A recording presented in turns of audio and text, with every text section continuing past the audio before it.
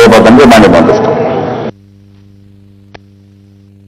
పథకాలు పక్కదోవ పట్టకుండా నేరుగా లబ్దిదారునికి చేరేలా ఓ కొత్త విధానం అమల్లోకొచ్చింది. గ్రామ స్థాయిలో మెరుగైన సేవల కోసం ఆర్బీఐ సూచనల మేరకు ఎలక్ట్రానిక్ బెనిఫిషియల్ ట్రాన్స్ఫర్ పద్దతి అందుబాటులోకి వచ్చింది. బయోమెట్రిక్ ఎలక్ట్రానిక్ సిస్టంతో లబ్దిదారులకు నేరుగా నగదు పంపిణీలో అవకతవకలకు చెక్ చెప్పవచ్చంటున్నారు అధికారులు.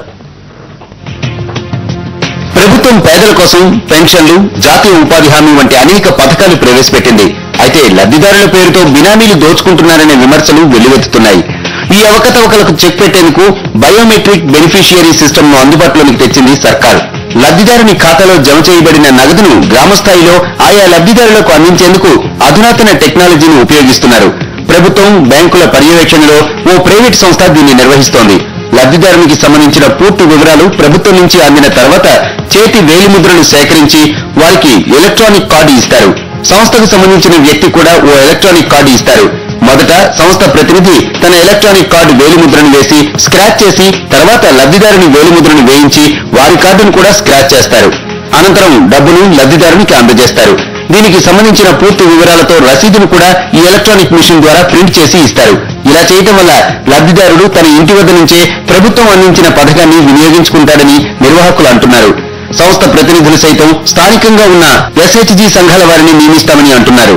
ఈ స్కీమ్ లో ఏమవుతుంది అంటే ఏదైనా వాళ్ళు చేశారు వర్క్ చేశారు ఫీల్డ్ లో దానికి పేమెంట్ వెళ్తుంది డైరెక్ట్ టు ద బెనిఫిషరీ. ఆ పేమెంట్ బెనిఫిషరీకి డైరెక్ట్ వెళ్ళాలి and without any frauds, without any misappropriation cases we will ensure as a company that it goes to the final beneficiary, right payment reaches the right beneficiary at the right time. So we are doing such business correspondence services in AP.